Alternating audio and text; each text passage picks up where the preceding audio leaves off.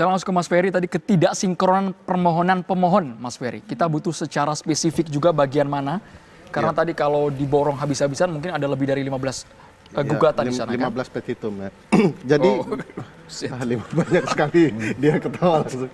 Tapi begini, sebelum sampai ke sana, saya menganjurkan kita yang nonton, ini pasti ditonton banyak orang ya. Menganjurkan kita fokus bicara sidang besok itu kan pembuktian. Artinya bicara alat bukti gitu ya. Dalil semua pihak ya punya.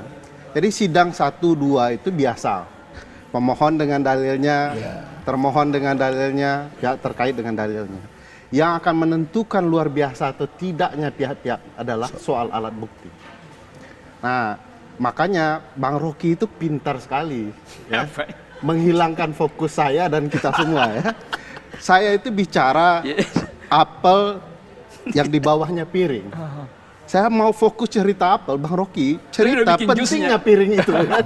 Jadi menarik. Nah, apa namanya, perspektif kita harus fokus ke alat bukti, ke apel itu ya.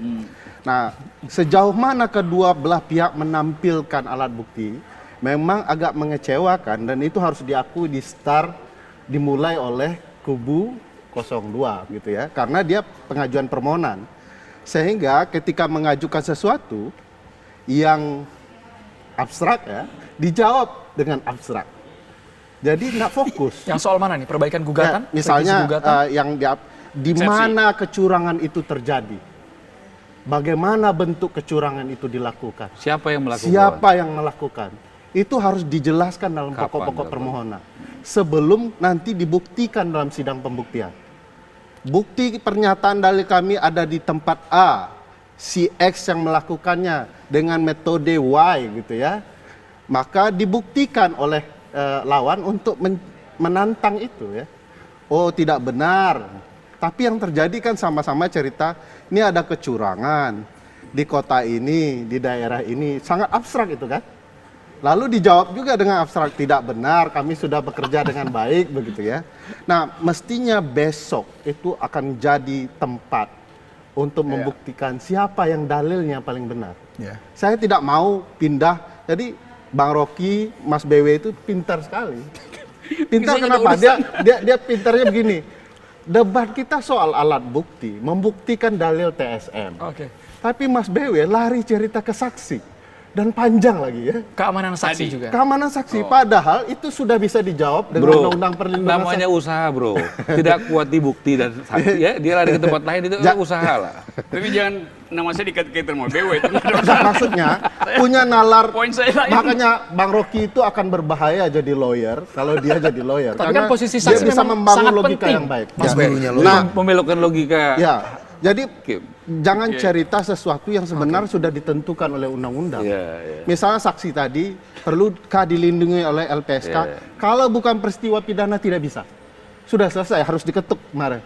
Tidak bisa, kami tidak bisa meminta LPSK karena Undang-Undang 13 2006, Jungto 31 2014 mengatakan saksi yang dilindungi oleh LPSK adalah saksi terkait perkara pidana. Tanggapin boleh? Nah, tunggu dulu. Jadi ini jelas di undang-undang. Jangan larikan. Fokus kita bicara, adakah pihak-pihak punya bukti? Kalau didalilkan oleh pemohon ada kecurangan, adakah bukti bahwa tidak curang? Kalau mendalilkan orang curang, adakah bukti orang itu curang? Begitu ya. Nah, kalau tidak ada, ini akan mengambang ceritanya. Dan akhirnya ujung-ujungnya balik ke cerita formil. Maka tebakan saya, Bang Rocky dan Miftah, Bang Ara, kalau tidak tuntas di format prosedural, itu akan dimakan oleh banyak orang, terutama MK pasti tidak akan mengabaikan peraturan MK sendiri kan. Kalau tidak ada perbaikannya sudah ketuk palu, ini tidak akan lanjut. Ya, saya mau tanggapin ya. Pertama, kalau soal saksi kejadian, yaitu kan ada strategi-strategi dari tim hukum juga. Kita lihat besok saksinya, sejauh dari yang dibriefingkan kepada kita, tim komunikasi, kita lihat itu cukup solid, tapi besok kita lihat. Di pangkas tengah kan Bang, dari 30 jadi 15 kan, Bang ya? Masalahnya dari 15 jadi 17 dan hanya, ini pilpres loh. Pilpres se-Indonesia begini saksinya cuma bisa 17. Kemudian hanya bisa 2 ahli. Tapi saya pikir ya nggak apa-apa juga, ini pelajaran juga bagi kita bernegara ya, ke besok ini mesti ada perubahan juga mungkin aturan ini. Saya termasuk yang tidak setuju pembatasan saksi. Nah, maksud saya bagaimana kita membuktikan dalil kalau saksi itu dibatasi. Yang kedua, oke, kalau Anda mengatakan tadi soal buktinya di mana, kalau untuk yang kejadian-kejadian ya itu sifatnya seperti itu. Tapi kalau misalnya bukti, kan ini Mas Bambang dan tim, dia mengcombine pendekatan mix method ini, kualitatif dan kuantitatif. Tapi kan ada dalil yang saya pikir solid dan besok kita minta hakim memutuskan. Contoh, bagaimana Pak Ma'ruf Amin, kita meyakini bahwa beliau adalah pejabat BUMN.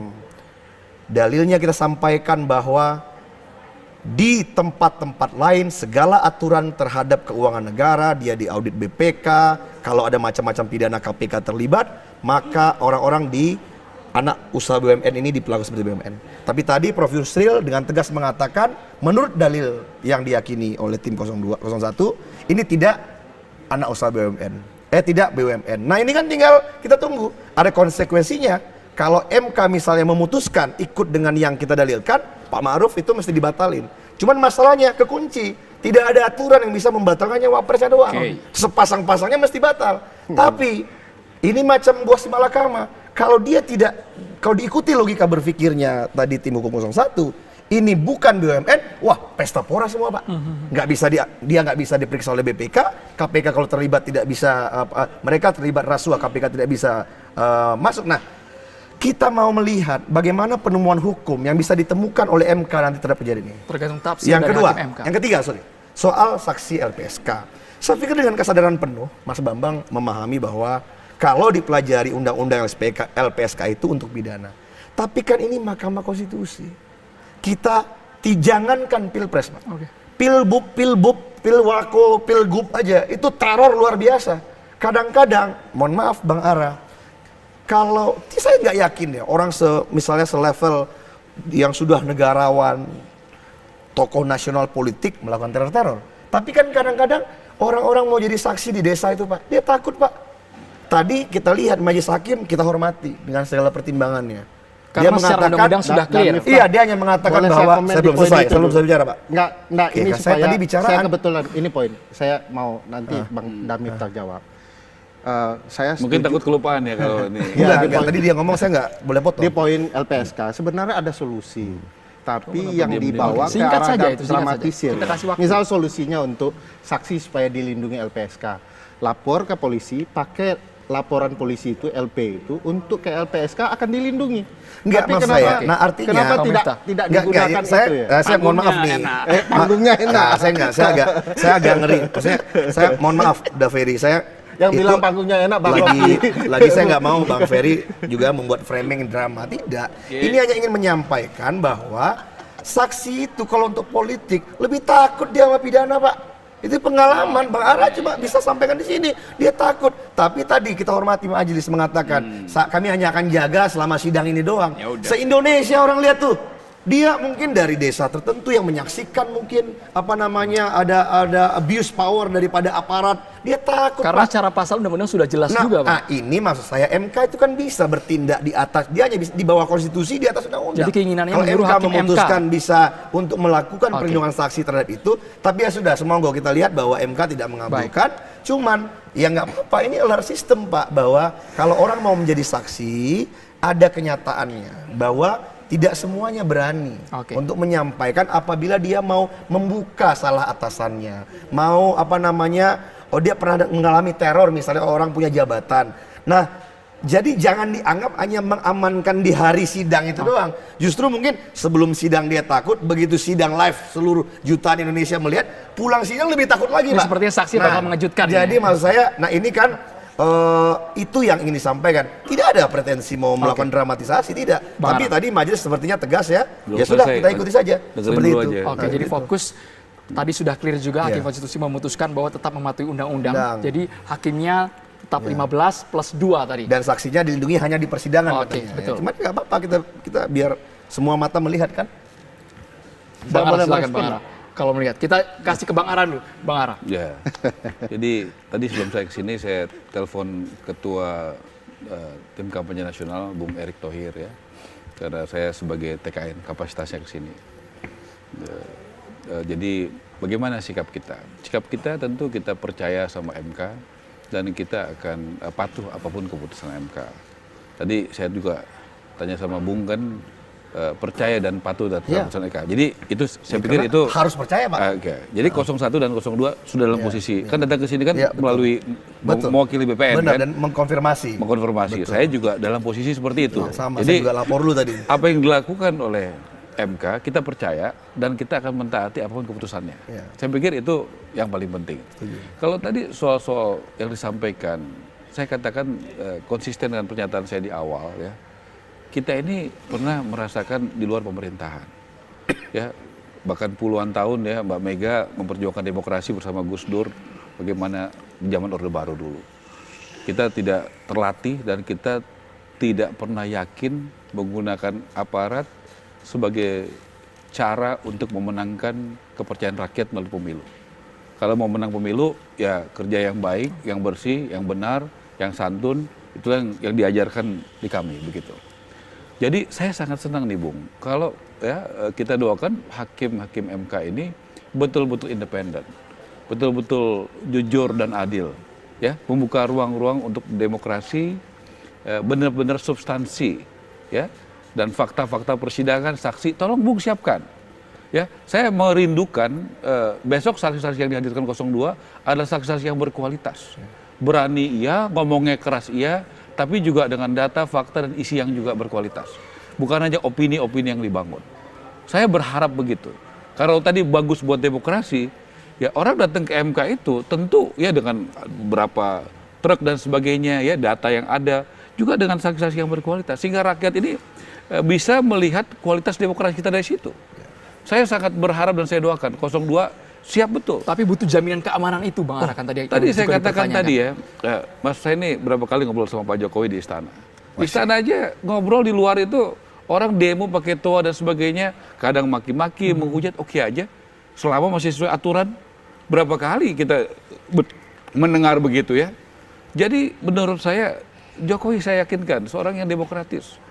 Dia terlalu banyak alasan dan bukti bahwa dia dihujat, difitnah, diperlakukan, tapi saya pikir sangat dia hadapi dan dia sangat sabar. Bukan berarti dia penakut, bukan berarti dia tidak punya pendukung. Ya, saya pikir Jokowi tidak punya tradisi kalah ya. 2 kali jadi wali kota menang, 1 kali jadi gubernur menang, 2 kali presiden menang, paling tidak sampai titik ini keputusan KPU. Dia nggak pernah punya tradisi. Dia yakin untuk memenangkan pemilu dari level wali kota, gubernur dan presiden itu. Bukan dengan menggunakan alat-alat negara, polisi, tentara, BIN, tetapi dengan bekerja dengan baik dan bersih dan maksudnya santun. siap take risk juga ya Bang ya? Loh iya dong. Sekarang kalau nanti MK putuskan Prabowo dan Sandiaga Uno menang, kita terima. Kita akan terima, kita akan loyal. Kita akan datang menghormati, saya akan kirim papan bunga kepada Prabowo dan Sandi. Sudah janji nih, begitu. dikirimin papan bunga. Saya pikir ini tradisi yang harus dibangun anak-anak muda. Saya nanti kirim papan bunga juga. Ya. Benar aja kalau papan bunga itu kita Tapi kirim juga papan dari bunga. hati. Iya, setuju. Dari hati juga, jangan cuma Baik. pencitraan, dari hati bahwa sportivitas harus dibangun. Kita tahu waktunya bertarung, waktunya bersatu. Saya tadi bilang sama Bung Rocky waktu break, yuk banyak kritik dari luar. Percayalah Bung, ada di dalam, menjaga dari dalam, itu juga tidak kalah beratnya. Waduh, Rocky daripada kena luar. undang masuk pemerintahan. Bahaya, Jadi Rocky, baik. menjadi teman yang berdiskusi ya, mengingatkan dari dalam, itu juga tidak kalah Memang. pentingnya menjaga demokrasi Tapi di di dalam. dalam akuntansi, audit eksternal itu lebih bermutu daripada audit internal. Tapi lebih tidak mudah menjadi auditor internal yang berpengaruh dan tetap independen. Iya, tapi yang daripada di sebenarnya- luar. betul. Nah, Tapi itu dalam lebih tidak mudah. demokrasi Betul kan? berlaku prinsip. You di dalam, tapi lu tetap bisa benar-benar jujur, adil dan tidak ada kepentingan memberikan masukan. Oh Jauh ya, lebih tidak mudah. itu soal watak orang. Ya. Tapi secara sistem. Saya mau naikin Anda naik satu step lagi. Iya, Karena itu lebih susah daripada step yang Anda lakukan sekarang. Saya sekarang udah di atas dan susah turun. Bukan mau naik. Yang itu lebih tinggi lagi. Ya udah makrifat kalau soal itu. Lebih tinggi lagi daripada Harapannya ditahan Bung Rocky, kita Udah bisa marifat pemirsa, ya, sendiri. karena harapannya di proses persidangan I know. muncul fakta-fakta baru. Thank Tadi you, yang bro. baru kami dapatkan informasi pemirsa mengenai saksi yang akan hadir, perwakilan dari aparatur sipil negara juga. Bagaimana jaminan untuk ASN yang menjadi saksi dalam persidangan? Kami akan hadirkan usai jeda berikut ini pemirsa. Tetaplah di catatan demokrasi kita.